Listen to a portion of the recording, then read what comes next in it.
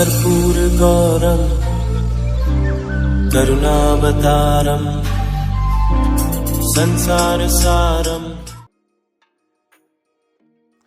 ओम शिवाय, जय माता दी। पुनः स्वागत है आप सभी का प्यारे प्यारे मिथुन राशि के जातक 1 जून से लेकर 30 जून तक का जो ये काल है, समय अवधि है, आप सभी जातकों के लिए कैसा जाने वाला है। बहुत ज़्यादा अच्छा जाने वाला है, शानदार जाने वाला है। ये समझ लीजिएगा कि ये जो महीना है इसको हम ये कह सकते हैं कि हर प्रकार के कष्टों का जाने का समय आ चुका है। साथ ही साथ एक अदृश्य शक्ति आपका साथ देगी, आपकी रक्षा करेगी और न्याय करेगी और आपको धन भी दिलवाएगी। यानी कि जो अदृश्य शक्ति है बहुत लंबे समय से आपके साथ बनी हुई है, फाइनली अब जो है उसका स्वरूप जो है वो दिखना शुरू हो जाएगा। वो समझाऊंगा मैं अदृश्य शक्ति के बारे में क्या मैं बात कह रहा हूँ, और आपको धन भी दिलवाएगी। लेकिन ये ध्यान बना के रखिएगा कि बहुत सारे गोचरीय परिवर्तन ऐसे भी हैं जहाँ पर कुछ हमारे को अंकुश भी लगा के रखने हैं, अदरवाइज़ एक व्यर्थ का संघर्ष हमारे साथ चल पड़ सकता है। तो हमारे को संघर्ष अब फाइनली नहीं चाहिए, बिल्कुल नहीं चाहिए। हमारे को कोई उनमें कोई इंटरेस्ट नहीं है, हमारे को केवल प्रगति ही देखनी है और सबका साथ जो है हमारे को चाहिए। किसी प्रकार से हमारे घर में, समाज में या जहाँ भी हमारे संपर्क हैं वहाँ हमारा जो है संपर्क बहुत अच्छा बना रहना चाहिए। अब हमारे को किसी प्रकार की कंप्लेंट वाले सेक्शन में जाना ही नहीं है। चलिए विषय प्रारंभ करते हैं। सबसे पहले गोचरीय कुंडली के हिसाब से हम समझेंगे। एक बार जो गोचरीय व्यवस्था है ग्रहों के निमित्त उस पर दृष्टि डाल लेते हैं। सूर्य बाबा को समझेंगे। देखिए 15 तारीख तक, 15 जून तक वृषभ राशि में रहेंगे, फिर 15 जून से लेकर 16 जुलाई तक मिथुन राशि पर गोचर करेंगे। ध्यान बना के रखिएगा कि वृषभ राशि शुक्रदेव का साइन है, इसमें सूर्यदेव की परफॉर्मेंस है वो थोड़ी सी डाउन बनी रहती है। और मिथुन राशि है बुध बाबा की राशि है, वहाँ पर सूर्यदेव जाते ही बहुत ज़्यादा अच्छा प्रभाव देना शुरू कर देते हैं। इसको नियम समझ लीजिएगा। मंगल बाबा को समझते हैं। 7 जून तक कर्क राशि में नीच प्रभावी बने रहेंगे, यानी आदि पावर के साथ। फिर 7 जून से लेकर 28 जुलाई तक सिंह राशि पर इनका गोचर बना रहेगा। यहाँ पर केतु बाबा इनको वेलकम करेंगे। बुध देव के जो गोचरीय परिवर्तन है वह 3 बार होंगे, 3 बार आगे बढ़ेंगे। सबसे पहले 6 जून तक वृषभ राशि पर इनका गोचर रहेगा। उसके बाद 6 जून से लेकर 22 जून तक ये रहेंगे मिथुन राशि के ऊपर, अपने घर पे पहुंच जाएंगे, स्वग्रही हो जाएंगे। उसके बाद 22 जून से लेकर 30 अगस्त तक ये कर्क राशि पर गोचर करेंगे, यानी वृषभ राशि, मिथुन राशि और फिर कर्क राशि। बृहस्पति बाबा अतिचारी हैं आने वाले 8 सालों तक। 14 मई से इनकी ये जो फास्ट फॉरवर्ड मूवमेंट है वो स्टार्ट हो गई है और 18 अक्टूबर 2025 तक ये मिथुन राशि पर इनका गोचर बना ही रहेगा। ध्यान रखने योग्य बात है कि 27 दिनों तक, यानी 12 जून से लेकर 9 जुलाई तक ये 27 दिनों के लिए अप्रभावी रहेंगे। इस काल में बहुत सारी चीज़ें बरकत के संबंध में नहीं समझ में आएंगी, इसलिए हमारे को बहुत सारे अंकुश लगा के रखने हैं, जिससे कि जो अदृश्य शक्ति हमारे को धन देगी ना, जो विषय समझाया गया है वो आशीर्वाद सीधे तौर पे हमारे पास आता रहे, हम स्वयं के कर्मों से उसको डिफ्लेक्ट ना कर दें। शुक्रदेव 31 मई से लेकर 29 जून तक मेष राशि पर गोचर रहेगा। महीने के एंड में 29 तारीख से लेकर फिर 26 जुलाई तक वृषभ राशि पर स्वग्रही होकर गोचर करेंगे। इसका बहुत अधिक बेनिफिट मिलने वाला है आपको, खासतौर से बेनिफिट आपको दिलवाएंगे शनि बाबा। शनिदेव विदित है जैसे 29 मार्च से मीन राशि पर पहुंच गए हैं, 3 जून 2027 तक यहीं बने रहेंगे। राहु और केतु 18 मई 2025 से इन्होंने आगे बढ़े थे, यानी आगे बढ़ना नहीं, पीछे पीछे आए थे, एक स्टेप पीछे आए थे। और 5 दिसंबर 2026 तक ये राहु कुंभ राशि में बने रहेंगे और सिंह राशि में बने रहेंगे केतु बाबा। मिथुन राशि के प्यारे प्यारे जातक, अब सभी समस्याओं का अंत और ये अदृश्य शक्ति है, इसको समझिए। सिर्फ और सिर्फ अपने गोचरीय कुंडली में जो शनि बाबा है उनकी पोजीशन देखिए। शनि और मीन राशि का जो नाता है वह नाता है कि शनि देव की न्याय संहिता लागू हो जाती है, और वह जो लागू होती है उसमें जहाँ पर शनि बाबा की तीसरी दृष्टि पड़ती है वहाँ से बहुत अधिक अच्छा प्रभाव देखने को मिलता है हमारे स्कैनिंग विद्या के अनुभव में। शनि बाबा की जो तीसरी दृष्टि है वह 12वें सेक्शन पे पड़ रही है। 12वां सेक्शन कहीं ना कहीं साल्वेशन का होता है, मोक्ष प्राप्ति का होता है, यानी जो साइकिल जो चल रही है जन्म लेने की मरने की, जन्म लेने की मरने की, उसमें एक समझ लीजिए एक प्रकार का विराम यानी कि मोक्ष, और पूर्ण विराम यानी कि मुक्ति भी दिलवा सकते हैं। शनि बाबा कर्मों का सीधा हिसाब किताब है और न्याय संहिता लागू है। खास तौर से समझिएगा कि शुक्र बाबा भी यहाँ पर पहुँच जाएंगे महीने के एंड में।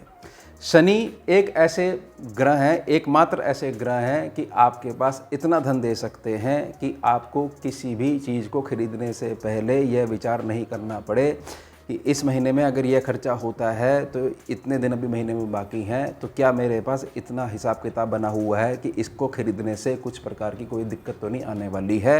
यह नहीं सोचना चाहते हो तो शनि की मजबूती बहुत ज़्यादा आवश्यक है। अब ये समझिए कि शनि और शुक्र का जो मेल है वो महालक्ष्मी योग बना देता है। समझ रहे हो भाई, चंद्र और मंगल की जैसे पावर है ना, तो शुक्र शनि की इससे भी कई गुना ज़्यादा बड़ी है। समझ लीजिए 10 टाइम्स ज़्यादा जो है ऊर्जा देती है। बस हमारे को उस ऊर्जा का प्रयोग करना आना चाहिए। अब समझिए कि जो अदृश्य शक्ति की बात करी गई है मिथुन राशि के जातक, आपके पास बाय बर्थ एक शक्ति होती है।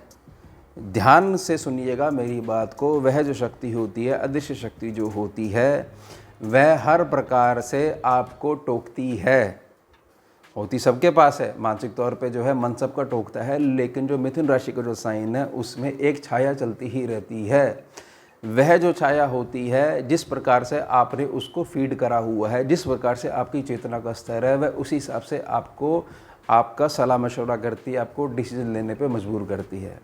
अब जो गोचरी व्यवस्था में जो कुंडली बन रही है, वह जो अदृश्य शक्ति है, फाइनली धन के क्षेत्र में सबसे पहले जितनी समस्याएं जो अभी तक आ रही थी उनको काटेगी, जिससे कि आदमी एकनिष्ठ होकर, मिथुन राशि का प्यारा प्यारा जातक जो है एकनिष्ठ होकर धन के क्षेत्र में फाइनली कुछ कर पाए। और करेगा, थोड़ी मेहनत करेगा, जो संघर्ष देखने को मिलता था वो नहीं देखने को मिलेगा। इसलिए जून का महीना बहुत ज़्यादा स्पेशल है। यह जो दृष्टि है, शुक्र बाबा तो खैर आगे मूव कर जाएंगे और मिथुन राशि में पहुंच जाएंगे, ऐसे मूव करते रहेंगे, लेकिन शनि की दृष्टि जो जहां पर बन रही है, तो इसका मतलब है, समझ लीजिए कि आपके ऊपर ग्रहीय दृष्टि के माध्यम से सीधे तौर पर ईश्वरीय कृपा जो है आपके साथ चल रही है। वह बहुत ज़्यादा खुलकर जून के महीने में अपना असर दिखाना शुरू कर देगी और पूरे 2.5 साल तक इसका असर, इसका आशीर्वाद बना ही रहेगा। तो हमारे को ये व्यवस्था बना के रखनी है कि किसी भी रूप में हमारे से कोई भी व्यक्ति या कोई भी जीव किसी प्रकार का कष्ट नहीं पाए। कहीं पर भी हम जो है अपने अधिकारों का गलत प्रयोग नहीं करें। सबको सम्मुख रखते हुए प्रेम के साथ उनका अभिवादन करते हुए आगे चलें, क्योंकि शनि की दृष्टि है, यह आपको न्याय के साथ जो है आपको आगे बढ़ा रही है। अब समझते हैं यहाँ पर हम सूर्य बाबा को। देखिए, सूर्य बाबा लगन में आ जाएंगे। अंकुश लगाने की जो मैं बात कर रहा था, अंकुश लगाने की बात यह है कि आपको अपने क्रोध के ऊपर अंकुश लगाना है। ऐसा नहीं होना चाहिए कि कोई भी आपके सम्मुख है और आप उसको सिखाने का प्रयास कर रहे हो और थोड़ी देर बाद आप उस पर डांटना शुरू कर दो, क्रोध करना शुरू कर दो कि जो व्यक्ति समझना ही नहीं चाहता उसको कुछ नहीं आ सकता। एक बार थोड़ा सा मैच्योरिटी के साथ डील करिए। अगर आप उसकी जगह होते और इस तरीके से आपको कुछ नहीं समझ में आ रहा होता और आपके साथ ऐसा व्यवहार होता, तो क्या आपका जो ट्रैक है वो भटक नहीं सकता था? इस चीज़ को सोचोगे तो सूर्य देव से आने वाली जो एक्स्ट्रा ऊर्जा है उसको बड़े सरल तरीके से पचा लोगे और फिर आप देखोगे कि नाम आपका फैलना शुरू हो चुका है ये जून के महीने में। साथ ही साथ समझिए, अब बुध बाबा को, बुध बाबा 12वें सेक्शन से लेकर यात्रा करते हुए पहले सेक्शन पे, फिर यात्रा करते हुए महीने के एंड में 29 तारीख तक पहुंच जाएंगे आपके धन स्थान पर। बुध बाबा 12वें सेक्शन में यानी बुद्धि का लोहा। बुध बाबा पहले सेक्शन में कि बुद्धि का लोहा मनवा देंगे, बुध बाबा सेकंड सेक्शन में लोहा मनवा दिया। अब हमारे पास जो वित्तीय जो संकट बना हुआ था फाइनली वह टल चुका है, वो खट चुका है। लेकिन उसमें जो आधार बना रहेगा वह आधार बना रहेगा सूर्य के समय जो आपका जैसा व्यवहार रहा 15 तारीख के बाद से लेकर जुलाई महीने तक, 16 जुलाई तक, वह व्यवहार और साथ में आपकी मीठी वाणी। किसी भी तरीके से अगर ये दोनों चीज़ें बिगड़ती हैं, आपका निजी व्यवहार और आपकी मीठी वाणी, तब हम ये कह सकते हैं भाई धन तो आ रहा है, साथ ही साथ हमारे को व्यर्थ का संघर्ष भी देखना पड़ रहा है। तो उसके लिए थोड़ा सा आपको प्रेम वाले व्यवहार वाली ऊर्जा को बढ़ाना सीखना होगा। प्रेम वाली ऊर्जा होती है ना, तो धन वाली ऊर्जा स्वयं में ही आकर्षित होने लग जाती है। बहुत ज़्यादा जो दिमागी कैलकुलेशन में उलझते रहते हैं ना और क्रोध करते रहते हैं, तो धन ऊर्जा, लक्ष्मी ऊर्जा इतनी जल्दी उनके पास नहीं आ पाती। हाँ, कर्म वैसे बने हुए हैं कि भाई कर्मों का भोग तो करना करना, फिर वो बनी रहती है, लेकिन जैसे ही वो कर्म कटा तो व्यवहार ऐसा होता है, वो ऊर्जा बहुत ज़्यादा दूर जाना शुरू कर देती है। अब यहाँ पर प्रार्थना रहेगी बृहस्पति देव के संबंध में। बृहस्पति देव के संबंध में बिल्कुल इस बात को बहुत अच्छे समझ लीजिएगा। कोई भी समाज में आपका मित्र हो, कैसा भी आपका निजी संपर्क हो, किसी भी हिसाब से या जून के महीने में वित्तीय व्यवस्था को लेकर, पैसों को लेकर किसी प्रकार का ऐसा विश्वास नहीं करना है कि हमने तो दे दिए पैसे, वह पैसे जो है मिसयूज़ हो सकते हैं। ख़ास तौर से इस बात का बहुत अच्छे से ध्यान बना के रखना है कि ऐसी चीज़ मत करिएगा कि हमने अपने घर में कुछ डिस्कस नहीं करा, बाहर किसी ने हमारे आगे एक बहुत अच्छा नरेशन करा, बहुत अच्छी स्टोरी सुनाई और उसमें स्टोरी में उसने अपनी पात्रता ऐसी बताई कि वह पीड़ित है, और अगर आज आपने मदद नहीं करी तो भगवान सीधे तौर पर आपसे नाराज़ हो जाएंगे। इस माया जाल से बच के रहिएगा, क्योंकि एक तो हो गए अस और उसके साथ में स्पीड बहुत ज़्यादा तेज़ है, तो किसी बात का आप अंदाज़ा नहीं लगा सकते हो। जिसको वाकई मदद की ज़रूरत होती है ना, जो स्वाभिमानी होता है, वो इतनी सरल तरीके से अपनी दुख नहीं बताता है, ऐसे हाथ फैला के नहीं मांगता है। इस बात का ध्यान बना के रखिएगा। ये है थोड़ा सा अंकुश और थोड़ी सी चेतावनी, ध्यान बना के रखिएगा। अब मंगल बाबा को फाइनली समझते हैं, क्योंकि मंगल और केतु एक साथ हो रहे हैं। अंगारक योग, अंगारक दोष, कुछ प्रभाव, और एक प्रकार से कई विद्वान सजेस्ट करते हैं कि एक अलग तरह का पिशाच योग। देखिए, मंगल बाबा नीच प्रभाव से मुक्त हो गए, पहुँच गए सिंह राशि में, बहुत अच्छा घर जैसा माहौल है। लेकिन केतु बाबा वहाँ बैठे हुए हैं, एक तो परमानेंट बैठे हुए हैं। केतु और मंगल की ना जो गठजोड़ है वह बहुत अच्छी भी हो सकती है और बहुत ख़राब भी हो सकती है, क्योंकि केतु जो है वो निगलना चाहता है मंगल बाबा को, और मंगल बाबा इतने सरल तरीके से निगलने नहीं देंगे। इस चक्कर में जो ये सेक्शन होता है, ये सेक्शन बिगड़ने लग जाता है। ये सेक्शन आपका तीसरा, पहले से यहाँ पर सिंह राशि है, पहले से ये जो है मिथुन राशि का जातक जो है मेहनत तो करता ही आ रहा है, लेकिन अब यहाँ पर स्थिति क्या बनने वाली, इसके दो पक्ष समझ लीजिए। एक तो जो पराक्रम है वह बढ़ने वाला है। अगर पराक्रम पॉजिटिव वे में बढ़ता है तो सार्थक यात्राओं के द्वारा जातक जो है अपने भविष्य का निर्माण कर लेगा, यानी कि ये हो गया पॉजिटिव।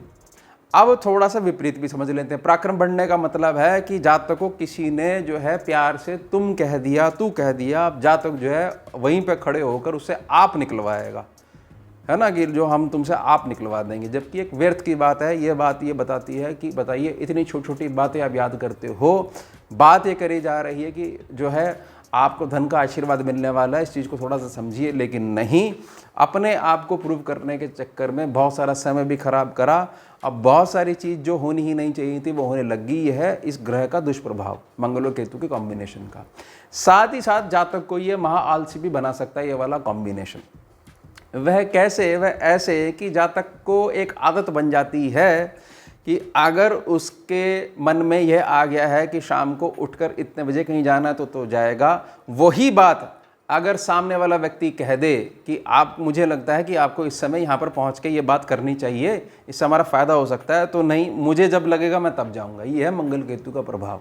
लेकिन सीधे तौर पे पराक्रम जो है वो बढ़ता ही बढ़ता है। बहुत ज़्यादा जातक जो है दब्बू बन के नहीं रह सकता है, लेकिन उसकी चेतना के स्तर का आधार जैसा होगा उसी हिसाब से ग्रह से आने वाला आशीर्वाद फलित होने लग जाएगा। तो मेरी बड़ी निजी प्रार्थना रहेगी, मंगल बाबा जब तक केतु बाबा के साथ यहाँ बैठे हुए हैं, आप केवल यह ध्यान रखिएगा कि जहाँ पर भी आप जा रहे हो वहाँ पर अपने एक निजी इमोशन को इतना अधिक प्रकट मत करिएगा। यह देखिएगा कि किसी रूप में आपका काम तो नहीं रुक रहा है।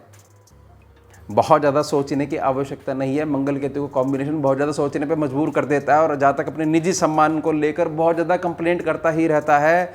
बहुत अच्छी बात है, निजी सम्मान होना चाहिए, मैं पूरा सपोर्ट करता हूँ, समर्थन करता हूँ, लेकिन केवल निजी सम्मान ही सम्मुख रखते हुए बाकी सारे काम अगर पेंडिंग रह जाते हैं और परिवार जो है प्रभावित होने लग जाता है, तो कहीं ना कहीं आपको थोड़ा सा मैच्योरिटी का अभाव बना हुआ है। यही समझ जाइएगा। ये असर इसलिए आएगा क्योंकि 27 दिनों तक बृहस्पति बाबा जो है अष्प्रभावी बने हुए हैं, तारा जो है वो डूबा हुआ है। तो हमारे को इस बात का ध्यान बना के रखना है। अदरवाइज जो समझ लीजिए कि अदृश्य शक्ति जो है बहुत ज़्यादा कृपा करेगी। हमारे को एक पर्सनल और प्रोफेशनल लाइफ में जो एक सीमा रेखा होती है उसका सम्मान करना आना चाहिए, और उसको थोड़ा सा बढ़ाना और थोड़ा सा एडजस्ट करना भी आना चाहिए। तो ये हो गया हमारा उत्तम विषय। मिलते हैं आपसे अगले भाग में नए विषय के साथ। जुड़िए और जोड़िए। ओम शिवा, जय माता। भुजगेन्द्रहारम् कर्पूरगौरं करुणावतारं